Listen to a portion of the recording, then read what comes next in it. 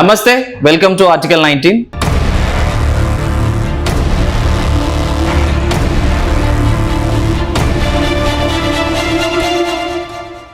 జమ్మూ కాశ్మీర్ లో జరిగిన ఉగ్రదాడి చాలా దారుణం, అది ఖండనీయం. ఉగ్రవాద దాడిని ఎవరు సమర్థిస్తలేరు. ఈ ఉగ్రవాద దాడికి పాల్పడ్డ ముష్కర్లందరికీ కూడా తగిన శిక్ష అతి త్వరలో లభించాలి.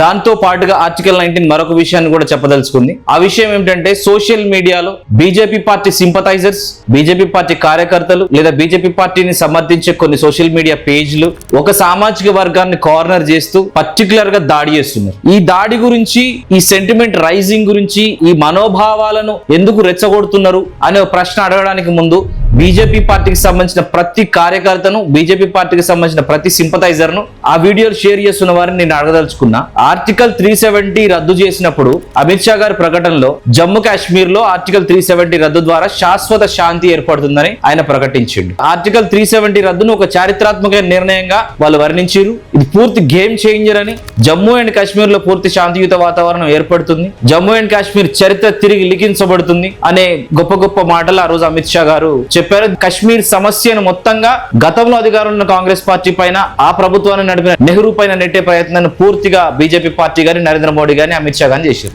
అయితే ఈ రోజు కాంగ్రెస్ పార్టీ అధికారంలో లేదు, బీజేపీ పార్టీ అధికారంలో ఉంది. ఉక్కు మనిషి 62 అంగుళాల ఛాతి కలిగిన నరేంద్ర మోడీ గారు అధికారంలో ఉన్నారు. ఇంత పవర్ఫుల్ వ్యక్తులు అధికారంలో ఉండగా జమ్మూ అండ్ కాశ్మీర్ లోపలికి టెర్రరిస్టులు చొరబడి 27 మంది ప్రాణాలు బలిగొన్నారు. ఆర్టికల్ 370 రద్దు రోజు ప్రకటించిన వర్ణనలు, ఆ ప్రకటనలు అన్ని ఈ రోజు ఏమైనాయి? దీనికి సమాధానం చెప్పి ఆ బీజేపీ కార్యకర్తలు కానీ, ఆ బీజేపీ సింపథైజర్లు కానీ ఆ పర్టికులర్ వర్గం పైన, ఆ పర్టికులర్ సామాజిక వర్గం పైన మీ విషయాన్ని జిమ్మాలే. అప్పటి వరకు మీకు నైతికత లేదు. దీన్ని కేవలం రాజకీయంగా వాడుకోకండి మిత్రులారా. ఇది దేశ భద్రతకు సంబంధించిన విషయం. దీంట్లో రాజకీయాలొద్దు. అందరం ఒకే మాట మీద ఉందాం, అందరూ ఒకే భావాన్ని వ్యక్తీకరిద్దాం, తీవ్రవాదానికి తగిన బుద్ధి చెప్దాం.